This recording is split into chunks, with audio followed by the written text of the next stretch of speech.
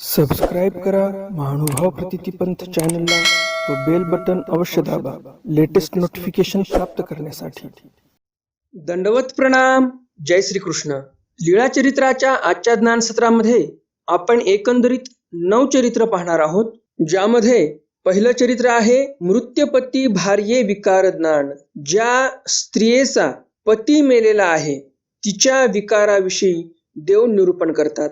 दुसरं चरित्र आजच्या या ज्ञान सत्रातील अत्यंत महत्वपूर्ण आहे। दुसऱ्या चरित्रामध्ये स्वामी सांगणार आहेत दुसऱ्या ब्रह्मांडातील व्यवस्था कशी आहे, तिथे माणसं कशी असतात, त्यांची राहणीमान कशी आहे, काय विलक्षणता आहे तिथे, हे सर्व देव निरूपण करतात। थोडक्यात सांगायला गेलं आताच्या भाषेमध्ये तर देव एलियन विषयी माहिती सांगतात। आताच्या काळामध्ये दुसऱ्या ग्रहावरचा जर व्यक्ती इकडे आला तर त्याला एलियन असं म्हणतात। आपण बऱ्याच वेळा बातम्या ऐकल्याही असतील की विशिष्ट या देशामध्ये तबकडी दिसली, ज्याला एलियनचं विमान म्हणतात। आपल्या इकडे आपण तबकडी म्हणतो, आकाशामध्ये गोल गोल फिरताना दिसते ते। विदेशामध्ये दिसतात आणि ते म्हणतात की एलियन्स आहेत, ते एलियन्सचं प्लेन आहे। आणि अमेरिकेमध्ये तर एलियन पकडलेले आहेत असंही कधी कधी बातम्यामध्ये आपल्याला ऐकायला मिळते, पाहायला मिळते। त्यांनी विशिष्ट ठिकाणी सेक्टर 51 असं काहीतरी त्या एरियाचं नाव आहे, तिथे त्यावर संशोधनं चालू आहेत, असं चालू आहे, तसं चालू आहे, असं आपण बऱ्याच बातम्यामध्ये पाहिलेही असेल। तर अमेरिका असेल किंवा युरोपियन देश असतील, ते आता म्हणतात की एलियन्स असतात, परग्रहवासी असतात, ते इकडे येतात कधी मधी पृथ्वीला पाहण्यासाठी। हे झाली आताची गोष्ट, परंतु स्वामींनी 800 वर्षापूर्वी ते आपल्याला सांगितलेलं आहे की एलियन्स कसे असतात, कोण्या ग्रहावरचे, कोण्या ब्रह्मांडामधले एलियन्स कसे आहेत, त्यांची वेशभूषा कशी आहे किंवा त्यांचं रूप कसं आहे, हे सर्व देव सांगतात। आणि त्यामुळे आजचा व्हिडिओ खूपच महत्त्वपूर्ण असणार आहे आणि म्हणून आजचा व्हिडिओ शेवटपर्यंत पहा। आजच्या ज्ञानसत्रातील तिसरे चरित्र आहे महादाईचा प्रश्ने त्याग फळानुवादू। चौथं चरित्र आहे सीता सौंदर्यानुवादू। पाचवं चरित्र आहे भोजया पातलेपण निषेध। स्वामींनी भोजयाला निरूपण केलं, पातलेपणाचा निषेध केला। नेमकं काय आहे पातलेपणा ते आपण पाहणारच आहोत। आबाईचा प्रश्ने देहांत दुःख निरूपण। देहांत होत असताना किती दुःख होते या जीवाला, त्याविषयी देव निरूपण करतात आबाईसांना। वस्त्र संख्या निरूपण, वस्त्र किती असावं, संन्यासी माणसांचं वस्त्र किती असावं त्या संदर्भामध्ये देव सांगतात। दायंबा गीत श्रवणी रवळ्या निर्वंशू कथन। दायंबांनी गीत म्हटलं, स्वामींनी रवळ्याचा निर्वंश होईल असं कथन केलं। आजच्या ज्ञान सत्रातील शेवटचं चरित्र आहे महादाईचा प्रश्ने मासोपवास निश्रयानुवादू। जे मासोपवास करतात त्यांना नेमकं काय फळ प्राप्त होते असा प्रश्न महादाईचा करतात स्वामींना। आणि मग महादाईसांना स्वामी त्या प्रश्नाचं उत्तर देतात व्यवस्थित, की नेमकं जे मासोपवास करतात स्त्रिया त्यांना होते तरी काय पुढच्या जन्मामध्ये। तर पाहूया नेमकं काय होते त्यांना। हे सर्व ज्ञान तुम्हाला व्यवस्थित समजून घ्यायचं असेल तर फक्त तुम्हाला एक काम करायचं आहे, ही पोथी शेवटपर्यंत ऐकायची आहे, तर तुम्हाला व्यवस्थित सर्व ज्ञान प्राप्त होईल। नेहमीच्याच प्रमाणे तुम्हाला आजचंही ज्ञानसत्र नक्कीच आवडणार आहे आणि त्यामुळे लगेचच्या व्हिडिओला लाईक करा आणि जास्तीत जास्त आपल्या वासनिक मंडळीपर्यंत हा व्हिडिओ शेअर करा, म्हणजे त्यांनाही या ज्ञानाचा लाभ होईल। आजचं हे ज्ञानसत्र सुरू करण्याअगोदर आपण आजचा तिथीवार जाणून घेऊया आणि नंतर मग आजच्या या ज्ञानसत्राला आरंभ करूया। आजचा तिथीवार आहे फाल्गुन शुद्ध सप्तमी बुधवार, प्लवनाम संवत्सर शके 1943, योगाब्ध 5123, अंग्ल दिनांक 9 मार्च 2022। कालच्या ज्ञानसत्रामध्ये मी तुम्हाला प्रश्न विचारला होता, प्रेतदेह नष्ट होण्यासाठी, प्रेतदेह नासण्यासाठी स्वामींनी सांगितलेले 2 उपाय कोणते। या प्रश्नाचं उत्तर काय आणि कुणी कुणी या प्रश्नाचं बरोबर उत्तर दिलं ते सर्व आपण व्हिडिओच्या शेवटी पाहणारच आहोत। तर मग जास्त उशीर न करता चला तर आज काही नवीन ज्ञानार्जन करूया। दंडवत हो। मी ईश्वरदास महानुभाव सर्वांचं स्वागत करतो आपल्या महानुभाव प्रतितीपंथ या YouTube चॅनलमध्ये। आजच्या या ज्ञानसत्रातील लीळा क्रमांक आहे लीळा चरित्र अज्ञात लीळा, लीळा क्रमांक 70। तथा मृत्युपती भारे विकार ज्ञान। त्याचबरोबर म्हणजे कालच्या ज्ञानसत्रामध्ये आपण शेवटची लीळा पाहिली, स्त्रिये विकार ज्ञान करणे। स्त्रियेच्या विकाराविषयी ज्ञान केलं, त्या स्त्रियेचा पिता वारलेला असतो आणि त्या प्रसंगावर स्वामींनी विकाराचं ज्ञान केलं। आणि आजच्या चरित्रामध्ये देव आपल्याला सांगणार आहेत मृत्युपती भार्ये विकार ज्ञान, म्हणजे ज्या बाईचा पती मेला त्या बाईच्या विकाराविषयी देव ज्ञान करून देतात। सर्वज्ञ म्हणितले एकीचा पती सरला तो समसाना नेला। स्वामी म्हणतात एका बाईचा पती मेला आणि मग त्या पतीला स्मशानामध्ये नेण्यात आलं. समस्ते बोळवीते निघाली, सर्व लोक बोळवीत निघालेले आहेत, म्हणजेच त्या प्रेत यात्रेमध्ये सहभागी झालेले आहेत. तयांतु तयाची स्त्री ही आपण पेन संभाळीत निघाली. मग त्या माणसाची जी बायको होती ती पण त्या प्रेत यात्रेमध्ये निघालेली आहे, रडत पडत, हात पाय आदळत, हंबरडा फोडत चालू आहे मार्गक्रमण त्या स्मशानाकडे. त्या बाईचं पण तो पहिला कडोनी तेचा मैत्र आला, त्या बाईचा मित्र पलीकडनं आला आणि लाजली ती बाई. आपण पे संवरिले, स्वतःला सावरून घेतलं बाईने, आदळापट बंद केली. हातपाय जी आदळत होती, जे एकदम जोराने आरडाओरडा करत होती, रडत होती, ते सर्व काही थांबलं. आपण पे संवरले, मेला तयाचे काहीची नाही, पती मेला त्याचं काहीच वाटत नाही, आता वाटतं आपण व्यवस्थित राहावं. तर असं स्वामींनी इथे विकाराचं ज्ञान केलेलं आहे त्या बाईच्या. अज्ञात लीळा क्रमांक 71. भटा प्रश्ने अन्यत्र अन्य प्रपंचू कथन. भटोबासांनी प्रश्न केला आणि मग स्वामींनी अन्यत्र अन्य प्रपंच कथन केला. अन्यत्र म्हणजे या ब्रह्मांडाला सोडून दुसरे जे ब्रह्मांड आहे, दुसरे जे ग्रह आहेत, तिथे कसा प्रपंच आहेत, कसे माणसं आहेत, कसे लोक राहतात, हे सर्व देवांनी सांगितलेलं आहे. म्हणजेच काय तर एलियन विषयी देव माहिती सांगणार आहेत. एकुदी भटोबासी गोसाविया ते पोचले. एके दिवशी भटोबा स्वामींना विचारतात, जी जी पैल ब्रह्मांडीची व्यवस्था ते कैसी, जी पलीकडच्या ब्रह्मांडामध्ये कशी व्यवस्था आहे बरं. यावरी सर्वज्ञ म्हणितले, यावर स्वामी म्हणतात, तुझे ये ब्रह्मांडीचे पुसो सरले, मा येरी ब्रह्मांडीची पुसतासी. स्वामी म्हणतात, भल्या माणसा, या ब्रह्मांडातलं तुला समजलं का सर्व व्यवस्थित, सर्व शंका समाधान झाले का या ब्रह्मांडाविषयी, या ब्रह्मांडाविषयी जे काही विचारायला पाहिजे ते संपलं का तुझं. निघाला तू दुसऱ्या ब्रह्मांडातल्या गोष्टी करायला, दुसऱ्या ब्रह्मांडाविषयी मला विचारतोस तू, या ब्रह्मांडातलं संपलं का सर्व, असं स्वामी भट्टोबासांना म्हणतात. सर्वज्ञ म्हटले ये ब्रह्मांडी हा प्रपंचू. पुढे देव निरूपण करणं चालू करतात. देवाला वाटते जाऊ द्या, आपला भक्त आहे, विचारत आहे तर काय बिघडते सांगायला. स्वामी लगेच निरूपण चालू करतात की पलीकडच्या ब्रह्मांडामध्ये म्हणजे दुसऱ्या ग्रहावर, दुसऱ्या ब्रह्मांडामध्ये जे ग्रह आहेत त्या ब्रह्मांडामध्ये, त्या दुसऱ्या ग्रहांवर लोक कसे राहतात त्याविषयी देव निरूपण करतात. ये ब्रह्मांडी हा प्रपंच देव म्हणतात, या ब्रह्मांडामध्ये असा प्रपंच आहे, आपण तर सर्व डोळ्याने पाहत आहोत. आणिकू दुसऱ्या ब्रह्मांडामध्ये, दुसऱ्या ग्रहांवर वेगळ्या प्रकारचा प्रपंच आहे. ऐसी अनंते ब्रह्मांडे, असे ब्रह्मांड अनंत आहेत. तेथची व्यवस्था ते अनसारिखी, तिथली व्यवस्था काही अनसारखी आहे, म्हणजे वेगळी आहे. मग गोसावी द्विभुजा चतुर्भुजा सुताळ विताळ सलक्षण विलक्षण ऐसे निरूपिले. मग देवाने निरूपण केलं की दुसऱ्या ब्रह्मांडामध्ये काही लोकांना 2 हात आहेत, द्विभुजा म्हणजे 2 हात, चतुर्भुजा काही माणसांना तर 4-4 हात आहेत, सुताळ काही लोकांची उंची व्यवस्थित आहे, मापात आहे, विताळ काही लोक तर फारच उंचच्या उंच आहेत, एकदमच जास्त उंची आहे त्यांची, सलक्षण काही दिसायला सुंदर आहेत, लक्षणेशी युक्त आहेत, विलक्षण काही विलक्षण दिसतात, विचित्र आहेत काही. विचित्र म्हणजे काय तर आपण जसे माणसं पाहतो तसे नाहीत ते, तर काहीतरी विचित्रच आहेत ते. ज्यांचा डोळा फक्त कपाळावर आहे, बाकी दुसरा डोळा नाही, किंवा कपाळावर कोणाला 2 डोळे आहेत, कोणाला 1 डोळा आहे, कोणाला डोक्याच्या पाठीमागून पण दिसते, म्हणजे विलक्षणता आहे तिथे, विचित्रपणा आहे सर्व.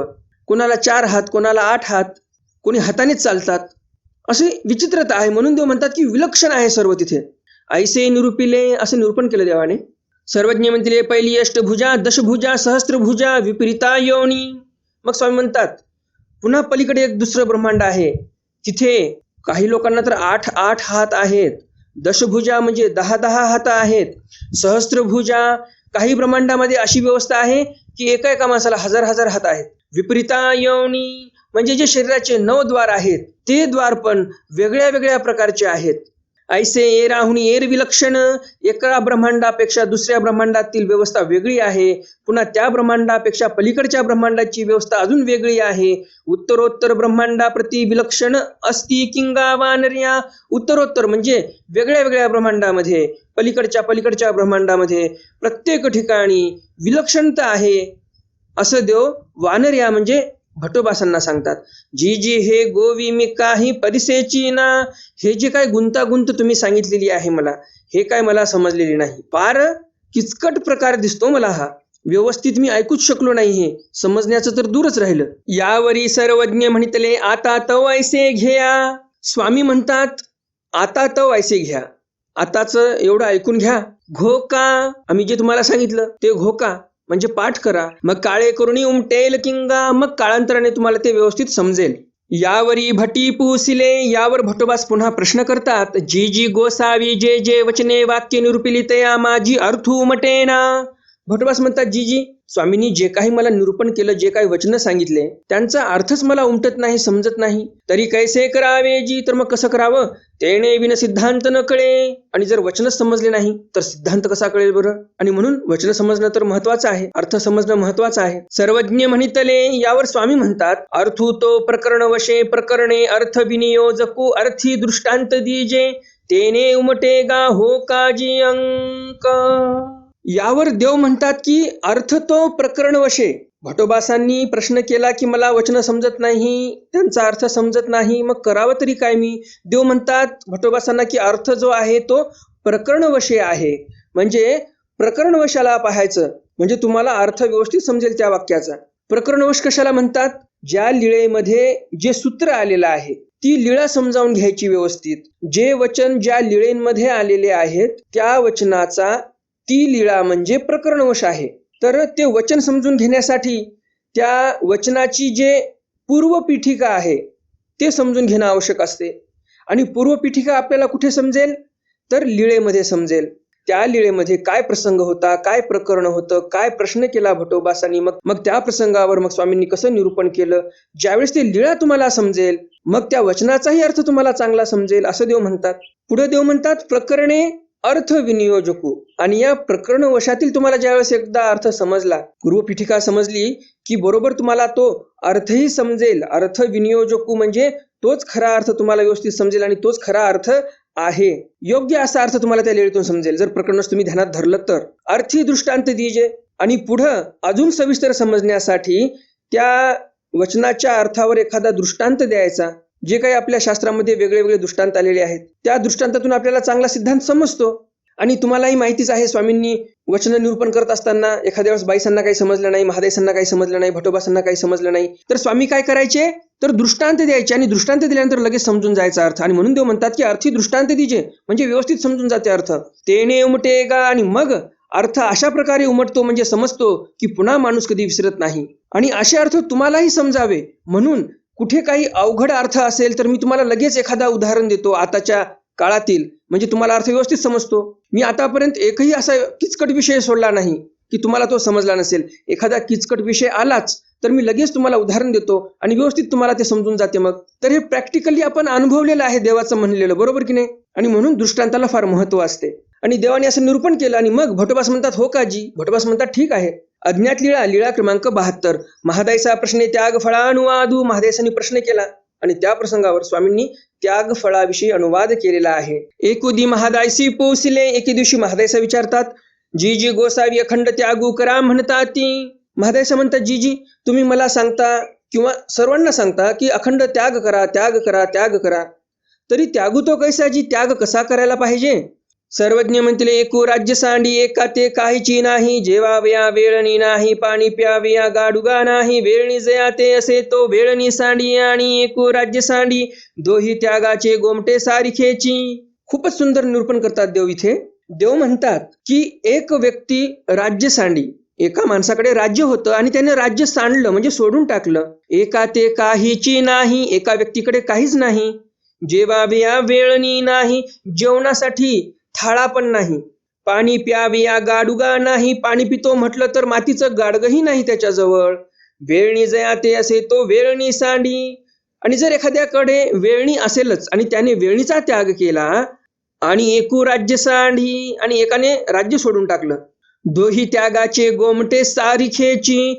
दोघांनी जे त्याग केला त्या दोघांनाही गोमट सारखंच होणार असं देव म्हणतात. सारखीची ममता. कारण काय त्यामागचं? दोघांनाही गोमट सारखं होते त्यामागचं कारण काय? तर देव म्हणतात सारखीची ममता. राजाची ममता स्वतःच्या राज्यावर होती कारण ते त्याचं विश्व आहे. राजाचं राज्य म्हणजे त्याचं विश्व आहे, त्याची त्याच्यावर ममता होती. आणि ज्याने वेळणी सोडून टाकली, एखाद्या माणसाकडे वेळणी होती, फक्त एक थाळा होता, त्याने त्याचाही त्याग केला आणि त्या माणसाचं विश्व काय होतं? तर ते थाळाच होता. त्याचं जगाच्या पाठीवर काहीच नव्हतं. कुठे एक गुंठावर जमीनही नव्हती, कुठे काही झोपडीही बांधलेली नव्हती. तर त्याचं विश्व काय होतं? तेवढा थाळा. तर त्याने त्याचा त्याग केला. अर्थ काय झाला शेवटी? की त्या एकट्या माणसाने ज्याच्याकडे फक्त एक थाळा होता, जे त्याचं विश्व होतं, त्यानं त्याच्या विश्वाचा त्याग केला आणि राजाने स्वतःच्या राज्याचा त्याग केला. हे त्याचं विश्व होतं. एकंदरीत पाहायला गेलं तर दोघांनीही स्वतःच्या विश्वाचा त्याग केला आणि म्हणून दोघांनाही गोमटं सारखंच आहे असं देव म्हणतात. सारखीची ममता, त्या दोघांचीही त्यांच्या त्यांच्या विश्वावर सारखीच ममता होती आणि म्हणून दोघांनाही सारखंच गोमटं आहे. म्हणून अनुसरण त्यागू प्राप्ती सारखीची. आणि म्हणून देव म्हणतात असा जर व्यक्ती आमच्या ठिकाणी अनुसरला तर त्याला अनुसरणही सारखंच होणार, त्याग त्यांचा सारखाच आहे आणि त्यांना प्राप्तीही सारखीच होणार. तर परमेश्वर असे नीतिमंत आहेत, सर्वांना समान देतात. राजा आहे म्हणून त्याला काही जास्त सुख द्यायचं, जास्त आनंद द्यायचा असं काही नाही. भिकारी जरी असेल आणि तो अनुसरला तर परमेश्वर त्याला ईश्वर प्राप्तीच करतात आणि एखादा राजा जरी असेल आणि तो अनुसरला तर त्यालाही ईश्वर प्राप्तीच करतात. ज्याप्रमाणे आई स्वतःच्या लेकरावर समान माया करते, दोघांचाही समान लाड करते, त्याचप्रमाणे परमेश्वरही या जीवांना समान ईश्वर प्राप्ती करून देतात. अज्ञात लीळा, लीळा क्रमांक 73. सीता सौंदर्य अनुवादू. स्वामींनी सीतेच्या सौंदर्याविषयी अनुवाद केलेला आहे. एकोदी प्रसंगे सर्वज्ञ म्हटले सीतेचे 7 ताळ रूप दिसे. एके दिवशी स्वामी सीतेच्या रूपाविषयी माहिती सांगतात भक्तजनांना. सीतेचं रूप 7 ताळ रूप दिसे म्हणजे काय? तर सीता ही दिसायला सुंदर दिसायची आणि उंची तर तिची एवढी होती की आपण तिला पाहूही शकणार नाही पूर्ण, एवढी उंच होती त्रेतायुगामध्ये सीता. तव महादायसी पुसले जी येसनी रूपे कैसी जी. एवढी सुंदर कस काय बरं ती? सर्वज्ञ तिले बाई त्रेती सीतेचे ठाण कडोल मडोल साकार. तिचे नी काणे हुनी गुडरीला हाती जाय. स्वामी म्हणतात बाई त्रेतायुगामध्ये सीता ही फारच उंच होती. कडोल म्हणजे व्यवस्थित होती, मडोल म्हणजे नीटनेटकेपणा होता, दिसायला सुंदर होती. साकार, तिच्या शरीराचा आकारही व्यवस्थित होता आणि तिच्या काणीहुनी गुडरीला हाती जाय. कलियुगातील हाती जो आहे, मोठ्यातला मोठा हाती, व्यवस्थित त्याच्यावर अंबारी लावल्यानंतर सजवल्यानंतर तो हत्ती जर सीतेच्या कानात सोडला तर तो हत्ती त्या सीतेच्या कानामध्ये व्यवस्थित मस्त फिरून येईल, एवढा कान त्या सीतेचा मोठा होता. ऐसी ते सीता सुंदर. अशी ते सीता सुंदर होती, मोठी होती, उंच होती. अज्ञात लीळा, लीळा क्रमांक 74. भोजया पातले पण निषेधू. गावी एकी गोसाव्यासी अवस्था नसे तेथची दायंबाही होते. एका गावामध्ये देव थांबलेले होते, त्याच गावामध्ये दायंबाही होते.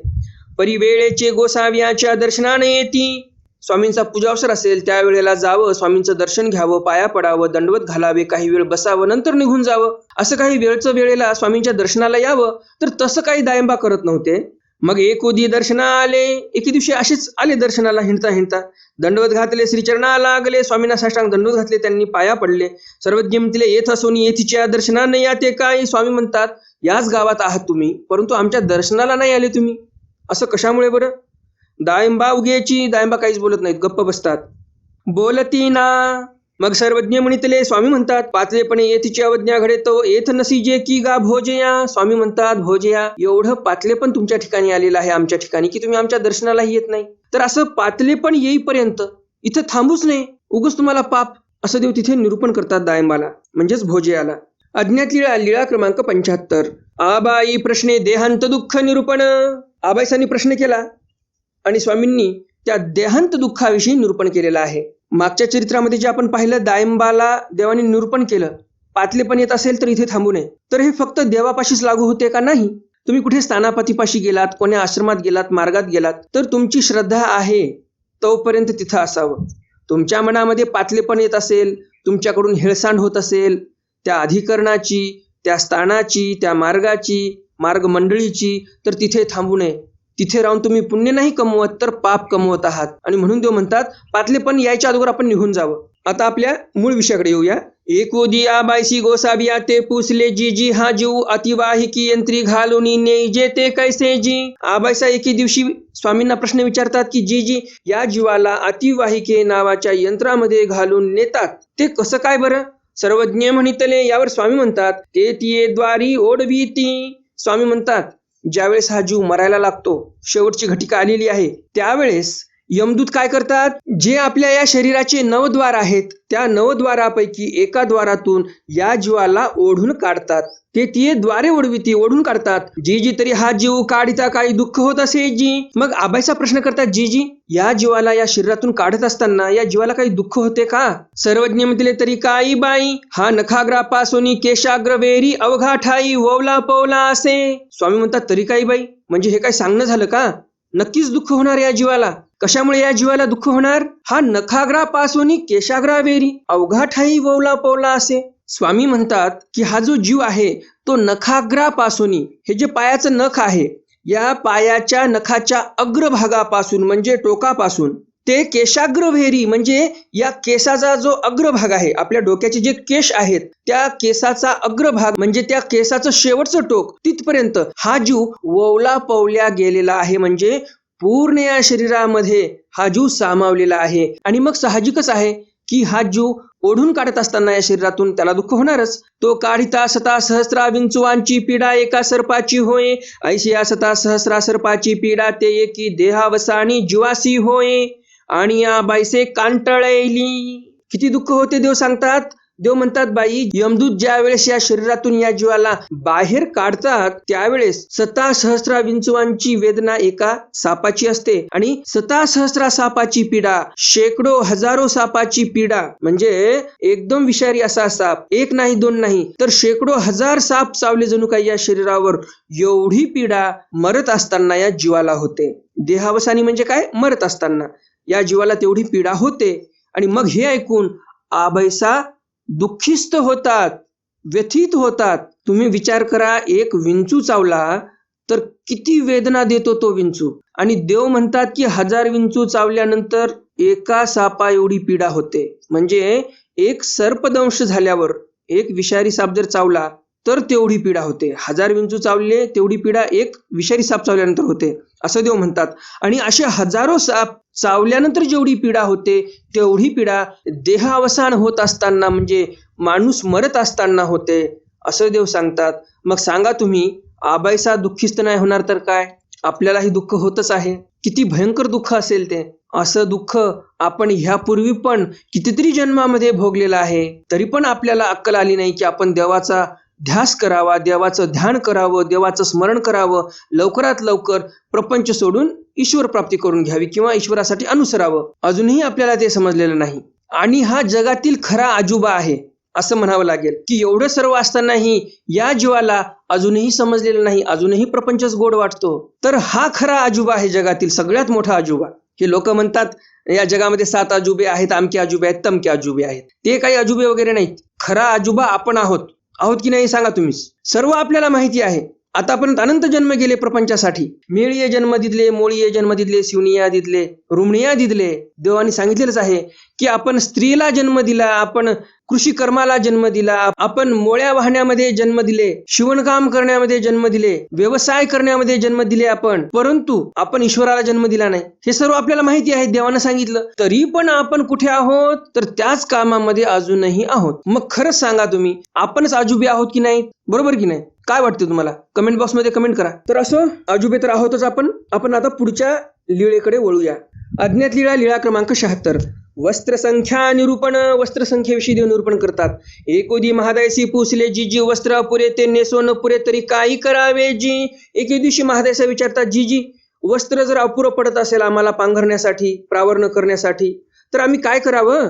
सर्वज्ञ म्हटले, तरी हात दोन्ही सुडा मागोनी लाविजे.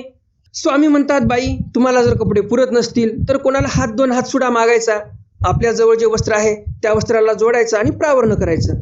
अंग झाके ऐसे की जे, अंग झाकावं आपलं, एवढं वस्त्र असावं आपल्याकडे, जास्त काय संग्रह करू नये असं देव म्हणतात. अज्ञात लीळा, लीळा क्रमांक 77. दायंबा गीत श्रवणी रवळे या निर्वंशू कथन. दायंबाने गीत म्हटलं, स्वामींनी ते ऐकलं आणि पुढे देव म्हणतात की रवळ्याचा निर्वंश होईल असं गीत आहे. रवळा तो कुंभार, रवळा नावाचा कुंभार होता. तिने गीतू केला होता तो दायंबाए घोकिला होता. त्या रवळ्याने एक गीत केलं होतं, ते गीत दायंबाने पाठ केलेलं होतं. आणि मग तेच गीत एकुदी तो दायंबाए गोसावी पुढा म्हणितला. तेच गीत स्वामींपुढं म्हणून दाखवलं दायंबांनी. गोसावी उगियाची ऐकिले.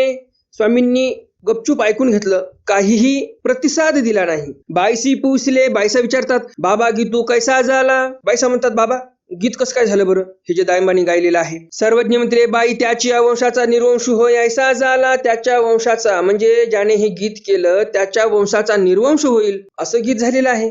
बाईसी उगीची राहिले, बाईसा गप्प बसतात, काही पुढे बोलत नाहीत. काय असेल त्या गीतामध्ये? तर देवाला म्हणजेच परमेश्वराला कामधेनू म्हटलं असेल, परमेश्वराला कल्पवृक्ष म्हटलं असेल, परमेश्वराला चिंतामणी म्हटलेलं असेल, असं काहीतरी म्हटलं असेल, म्हणून देव म्हणतात निर्वंश होईल. कारण परमेश्वर कधी कल्पवृक्ष आहेत का? झाड आहेत का परमेश्वर? परमेश्वराला कल्पवृक्ष म्हणण्यासाठी नाही. मग पाप लागणार नाही तर काय, ज्याने कोणी गीत केलं. जर परमेश्वराला कोणी कामधेनू म्हटलं असेल तर कामधेनू नावाची गाय आहे, तर काय परमेश्वर गाय आहेत का? मग ज्याने असं गीत केलं त्याचा निर्वंश नाही होणार तर काय होणार? ज्याने गीत करताना परमेश्वराला चिंतामणी म्हटलं असेल, मग त्या माणसाला पाप लागणार नाही तर काय होणार? देव काय कोणाच्या गळ्यातील मणी आहेत का? चिंतामणी नावाचा एक दगड आहे, मणी आहे. मग असं जर देवाचं वर्णन केलं तर त्याचा निर्वंश नाही होणार तर काय होणार? म्हणून देव म्हणतात की याचा निर्वंश होईल, असं काहीतरी त्या गीतामध्ये होतं असं आपण म्हणू शकतो. आणि म्हणून बाईसा गप्प बसतात, काहीही पुढे बोलत नाहीत. अज्ञात लीळा, लीळा क्रमांक 78. महादायसा प्रश्ने मासो उपवास निश्रयानुवादू. महादायसांनी प्रश्न केला, मासो उपवासनी ज्या बाया आहेत, जे मासो उपवास करतात त्यांना काय होते? मग त्या संदर्भामध्ये देव निश्रयानुवादू म्हणजे त्यांना काय नेमकं पुण्य होते, काय फळ मिळते, त्याविषयी देव अनुवाद करतात. एकुदी महादायसी गोसाविया ते पुसले, जीजी या मास उपवासिनी उपवासू करीती. एके दिवशी महादायसा प्रश्न करतात स्वामींना, जीजी ह्या मास उपवासिनी बाया उपवास करतात, देवळी सडे संमार्जन करीती. कोण्यातरी मंदिरात राहतात महिनाभर, त्या मंदिरामध्ये सडे टाकतात, संमार्जन म्हणजे सारवण करतात, चौक रंगमाळिका भरती, छानपैकी रंगमाळिका टाकतात म्हणजे रांगोळी भरतात.